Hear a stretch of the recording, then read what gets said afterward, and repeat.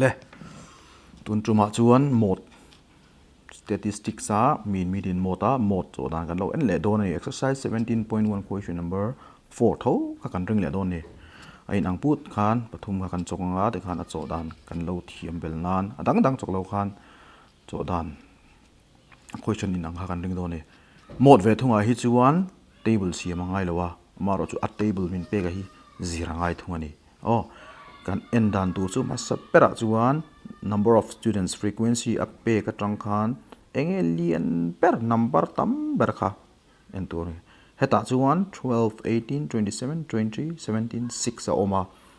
alien per chu 27 ani ta ni 27 alien per en mu kha in ril ruin nimo question a khan f1 ti khan lo chin che ola poimo em a f1 hei f1 ti nan ta ni alien ber kha chuan alien ber omna zone class kha hi lo ni ta 20 to 30 kha model class kan ti ta ne poimo lai kan seng khan median class kan ti ang tho kha ni chuan helai hi am model class lo ni ta chuan f1 dot chemi kha ading lampang ami kha f2 ania f1 ve lam ami kha f0 tin in chin chi bok nga hi poimo em ani chuan toy theng barin cho kan tumanga solution we have maximum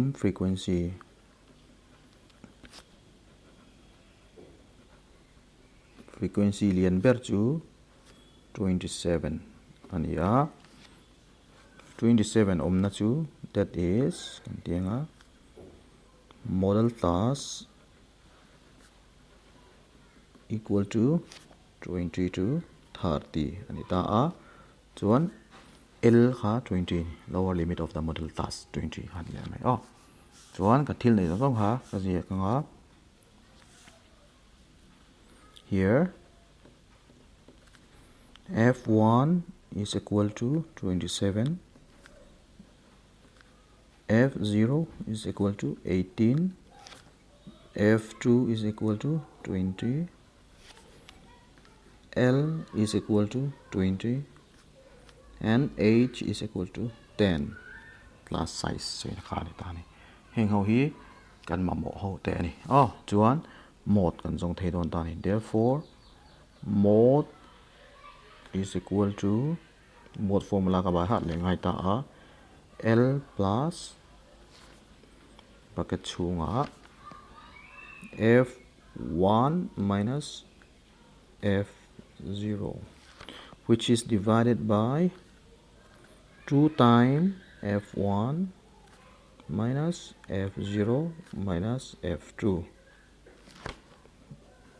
into h so wana unit how kan dalu tanga L23 plus f1 27 minus 18 to 2 times 27 minus 18 minus 20 into 10 tila don tani chuan next 20 plus 27 18 pai turin tani 27 18 kan pai chuan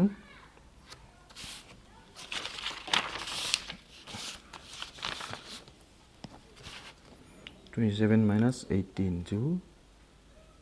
9 lo ni ta ni 9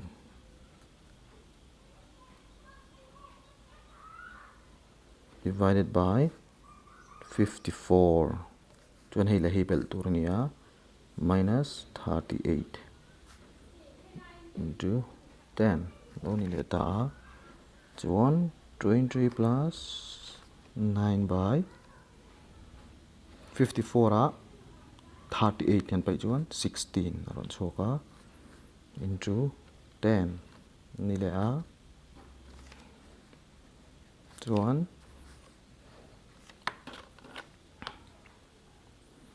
2 8 16 2 5 10 20 plus 9 5 45 divided by 8 20 plus 1845 kan divide chuan 6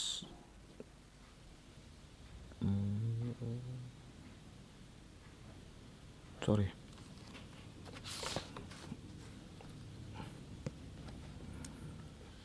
45 hi 8 kan divide chuan 4 5 za 8 5 za 40 5.625 5.625 alo nia chuan kan bel lenga 25 plus 6 sorry 20 plus 5.625 to 25.625 alo ni hei bot chulo ni ta ni khan mod zon tan chu kan thiam le ta ni minute mod kan thiam to ti na ni